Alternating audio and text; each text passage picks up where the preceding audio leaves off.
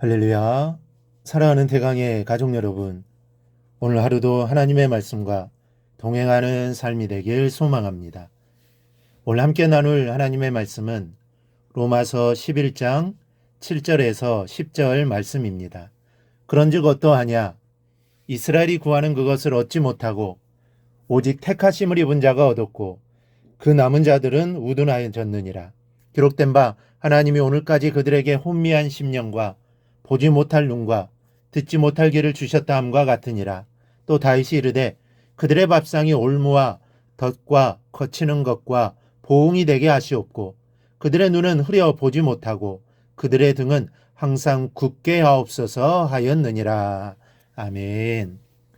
오늘 본문에도 어제에 이어서 남은 자라는 단어가 나옵니다. 그런 어제 말씀드린 남은 자와 오늘 말씀의 남은 자는 그 가리키는 대상이 다릅니다.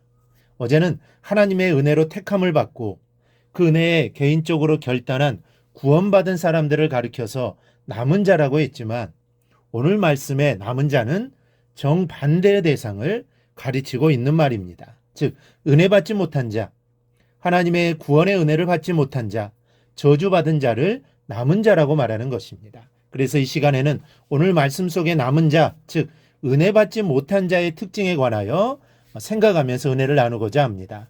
은혜 받지 못한 자의 특징을 오늘 성경은 이렇게 이야기합니다. 그런즉 어떠하냐? 이스라엘이 구하는 그것을 얻지 못하고 오직 택하심을 입은 자가 얻었고 그 남은 자들은 우둔하여졌느니라. 우둔함은 은혜 받지 못한 자의 특징이라는 것입니다. 우둔이라는 헬라어 이 포르온을 좀 더 쉽게 표현하면 굳어졌다라는 의미입니다. 왜냐하면 이 포르온이라는 단어는 의학적인 용어로서 피부 경질을 뜻하기 때문입니다.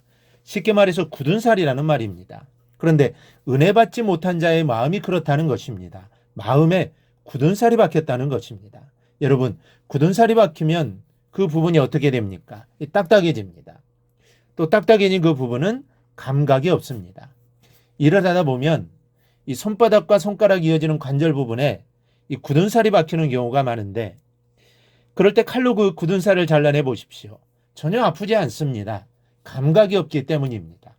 마음에 굳은 살이 박혔다는 것은 바로 마음이 감각을 잃어버렸다는 말입니다. 마음에 감동이 없다는 말씀입니다. 무감각하고 무감동한 마음이 된 것을 말합니다. 여러분, 예전에 은혜를 충만하게 받았을 때는 어떠했습니까?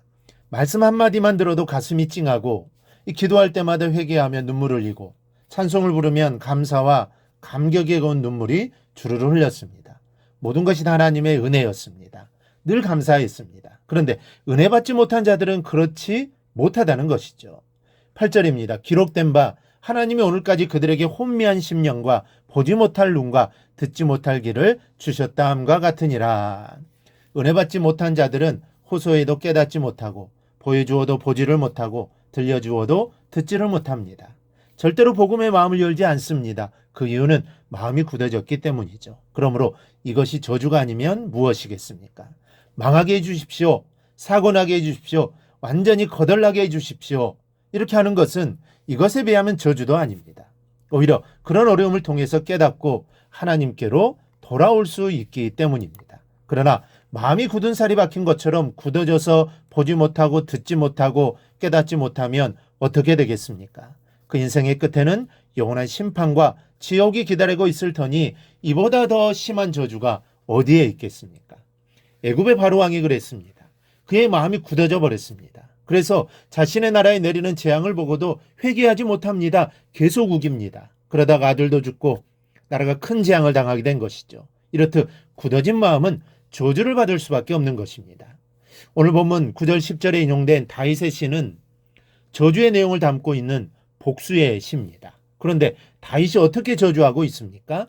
그들의 밥상이 올무와 덫과 거치는 것과 보응이 되게 하시옵고 그들의 눈은 흐려보지 못하고 그들의 등은 항상 굳게 하옵소서 하였느니라. 여기서 밥상을 언급한 것은 원수가 잘 먹고 잘 살게 해달라는 것입니다. 그런데 그것이 올무와 덫과 거치는 것과 보응이 되게 해달라는 것이죠. 한마디로 잘 먹고 잘 살게 되어 거기서 치에 깨닫지 못하게 해달라는 것입니다. 그래서 영원히 저주받은 인생이 되게 만들어 달라는 것입니다. 여러분, 세상에서 가장 무서운 저주가 바로 이것입니다. 깨닫지 못하는 것이죠. 사업 잘 되는 재미에 푹 빠져서, 내 자식 좋은 대학 들어가고 출세한 자랑에 푹 빠져서 헤어나오지 못하는 것, 세상적인 재미에 푹 빠져서 돈과 명예 같은 것만 추구하는 것이 진짜 무서운 저주입니다. 그리고 이러한 저주가 바로 은혜 받지 못한 자들의 몫입니다. 그러므로 잘 사는 것을 자랑할 것이 아닙니다. 잘 되는 것도 자랑할 것이 아닙니다. 은혜 받은 사람은 이런 것들로 자랑으로 여기지 않습니다. 여러분, 은혜 받은 사람의 마음에는 말씀에 대한 깨달음이 있습니다. 그래서 은혜 받은 사람의 마음에는 회개할 마음, 헌신할 마음이 있습니다. 이것이야말로 축복인 것을 믿으시기 바랍니다. 그런데 반대로 은혜 받지 못한 사람의 마음에는 말씀에 대한 깨달음이 없습니다. 그래서 회개할 마음도 없고 헌신할 마음도 없습니다. 그런데 그것을 알지 못합니다. 그러니 그러한 마음이 저주받은 마음이라는 겁니다. 말씀이 깨달아지지 않으니 저주받은 마음입니다.